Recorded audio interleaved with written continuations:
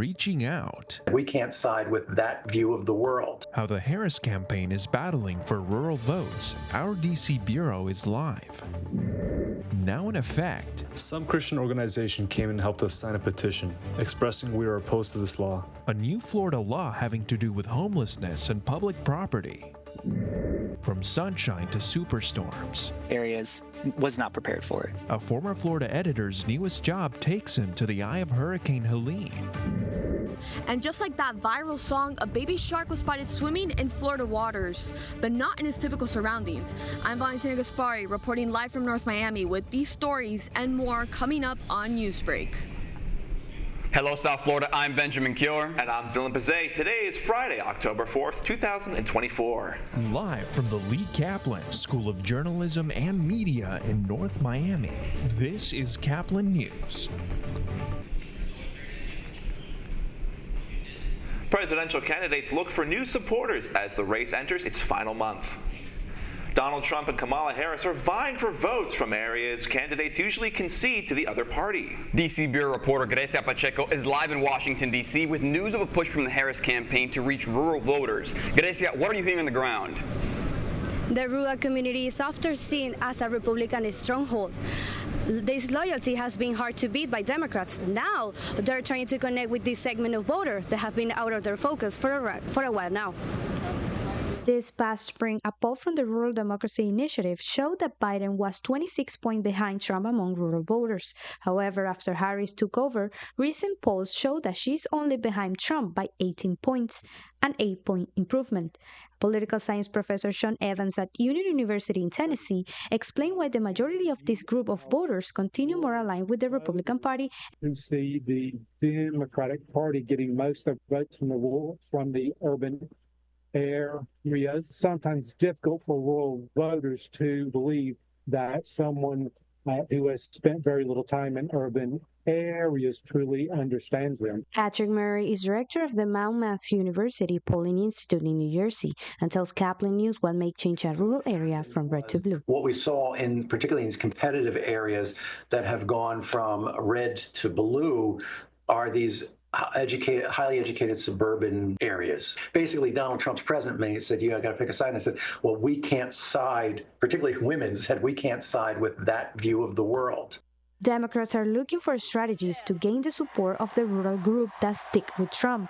The organization White Dudes for Harris created a $10 million campaign hoping to reach this demographic only a few weeks away from the election. Yeah, for far too long, the left has essentially ceded white men to the MAGA right. Visiting small communities like Savannah, Georgia is part of the new strategies Democrats are using in the final stretch of the campaign. The outcome of the race becomes more uncertain as both parties work to secure votes from communities that could sway the election. The polling is suggesting that there are small things that can move things around, and our best bet is to go into Election Day saying we're not sure what's going to happen. We're just 31 days away from the election, and the Democrats are ramping up on winning rural voters, especially in crucial states. Whether this effort will be enough remains to be seen. Reporting for Caplin News in Washington, D.C., Grecia Pacheco. The homeless community could be facing a new challenge following a law that came into effect this past Tuesday. Caplin News reporter Alejandro Marquina has more on the story. On Tuesday, October 1st, the state of Florida enacted 30 new laws, one of them banning public encampments, which this could affect the homeless community. The homeless community could be facing a big challenge. This after Florida enacted the new House Bill 1365, signed by Governor Ron DeSantis back in March of this year. Under HB 1365, homeless individuals are prohibited from camping on city streets, sidewalks, and parks, and instead are placed in temporary shelters monitored by law enforcement agencies. Also, the state of Florida has enforcement tools needed to ensure local governments comply. Homeless shelters will require occupants to not use drugs, and these shelters will also include substance abuse and mental health treatments. Most of them were not aware of this new law, while some were told by workers from the shelters like Rolando, who immigrated from Cuba 1 year ago and says he liked the most of them, opposes the law. Some Christian organization came and helped us sign a petition expressing we are opposed to this law. But if we can't be in the streets, where are we going to go? We also talked with Melvin. He's been on the streets for more than 6 years and doesn't share a different opinion about it. And how you gonna stop homeless? Y'all violating our constitutional right, locking us up. That's not committing a crime. He also acknowledged the help he's given by the government, but he believes it's not enough. Y'all come one time a week, once. Pass out water, that's it. Water, 1 bottle of water per person, that's it. It be hard out here. We out here all day, every day. 1 bottle of water, that's all y'all doing. Stephen Schnably, a law professor in the University of Miami who's been cooperating in matters related to homeless criminalization for more than 3 decades, believes this law is not right for them. That's not really going to solve it, because if you just arrest people, for one thing, you make it harder for people to get out of homelessness, because an arrest record makes it harder to find a job, makes it harder to find an apartment. It's also just very, traumatizing, basically. It sets you back. And it can also cause you, for example, to lose a job. There are a lot of people who live, well, some in the shelters and some living on the streets also, but a fair number, more than you'd imagine, who work. Now, with Florida having more than 33,000 homeless, it is difficult to know what their future will be. But they say, I am human. Law enforcement are now able to arrest and issue fines to individuals found congregating and camping in public spaces. Reporting for Caplin News, I'm Alejandro Marquina. A former FIU student journalist is now a professional reporter in the area hit hardest by Hurricane Helene's rainfall. Caplin News reporter Emma Alonso shows us the aftermath of the storm through his eyes. To wake up one morning and everything that you own be gone is a tragic situation.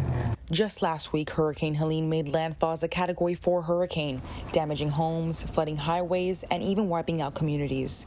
Gerard Albert, a rural communities reporter for Blue Ridge Public Radio in Western North Carolina, witnessed it firsthand, leaving him stranded in an area he was not too familiar with no cell service or running water. The cleanup effort is ongoing right now, and there's still areas of the mountains that people can't get to after today. And the new fatality count is the deadliest hurricane since Katrina. Albert has had a passion for reporting, but when it comes to helping those and making sure their stories are heard, Gerard was there to answer the call. It's something I don't take lightly. It's something that I take with a lot of responsibility to tell these people's stories. But yeah, it is so much tragedy, but also so much, beauty of kind of like the human spirit and community here.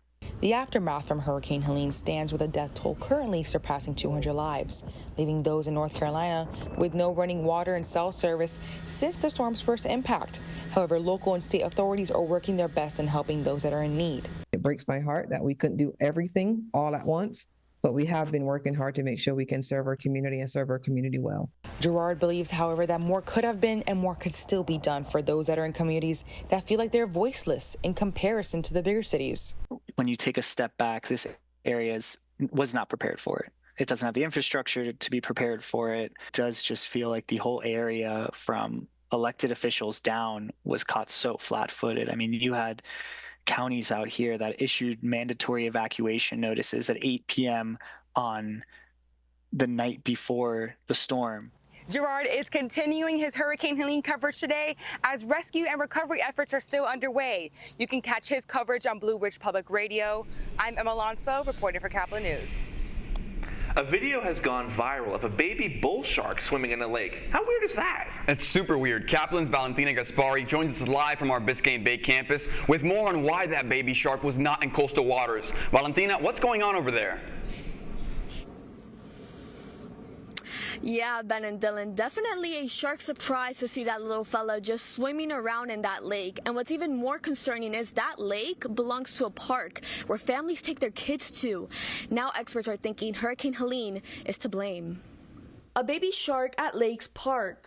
Alligators, snakes, you always see that, but no shark. I think that's crazy. It might sound crazy, but if you know anything about bull sharks, you know they can live just about anywhere, even hanging around in South Florida's marinas. Bull sharks are really unique. Susanna Cogburn studies these creatures at Florida Gulf Coast University, saying how it's possible anyone could have spotted the shark on Sunday, and if Hurricane Helene could have anything to do with it. It definitely could be related. Looking at, kind of the geography of where Lakes Park is, the most probable what happened is it came up through Hendry Creek, and especially with the extra flood water, it could have really, pushed that shark there, and then when the water receded, it just stayed in Lakes Park. Hendry Creek ends at Lakes Park and connects to Estero Bay and then eventually the Gulf. Susanna says living in fresh water may put the shark into a little bit of stress, but as long as it has enough food, it should be okay.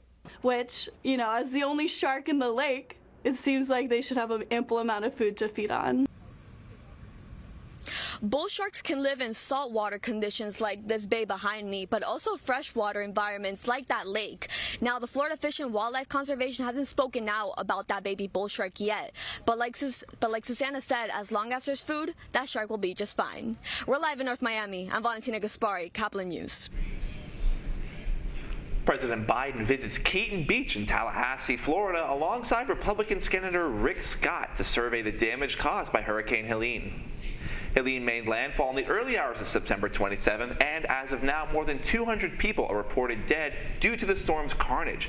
President Biden will continue his tour of affected cities, where he will meet with officials to survey the aftermath of the storm. A dog is miraculously saved in what could have ended up being a tragedy. That's still ahead, and so is the story.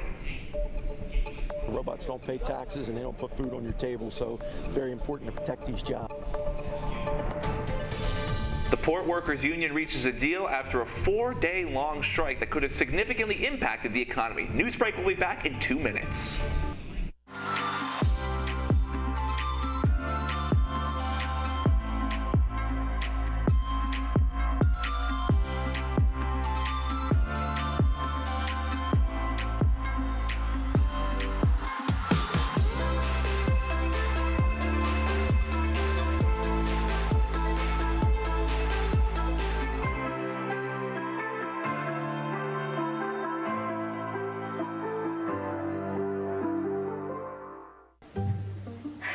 I could really use a new tablet. I just don't have the money.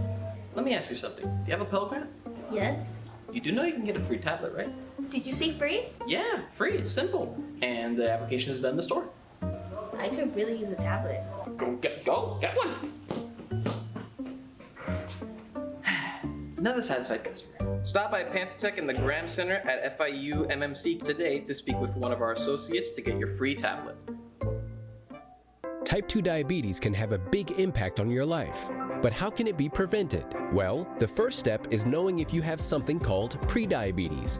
Take the 1-minute risk test today at doihaveprediabetes.org.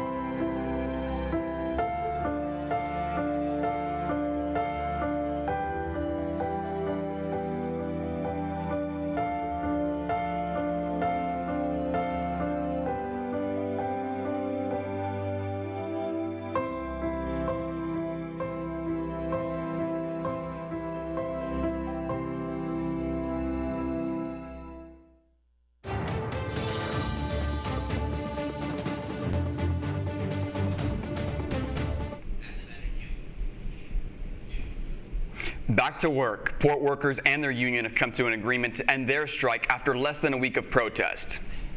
In less than a week, the workers reached an agreement to extend their contract with the International Longshoremen's Association and the United States Maritime Alliance. This deal includes a $4 per hour raise and restrictions on automated equipment. This settlement comes as port workers went on strike demanding better wages and better job protections. Within the next 90 days, demands will be met as the deal still needs to be ratified by the rank and file members before anything is put in place.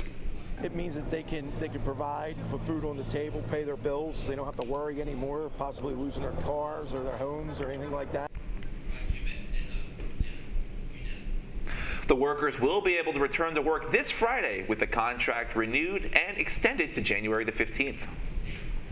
One lucky Central Florida dog named Bella is safe and sound at home after being stuck in a deep, dark hole. Firefighters in Ocala, Florida quickly responded to a call that she had fallen into a 14-foot dark hole and couldn't get out. They used a ladder truck to lower a firefighter into the hole for her rescue, and Bella was soon reunited with her new owners. She's reportedly doing just fine. That's all the time we have for Newsbreak. I'm Dylan Pizzay. And I'm Benjamin Cure. It's Field Trip Friday, and today's live studio audience is from Pinecrest Glades Academy.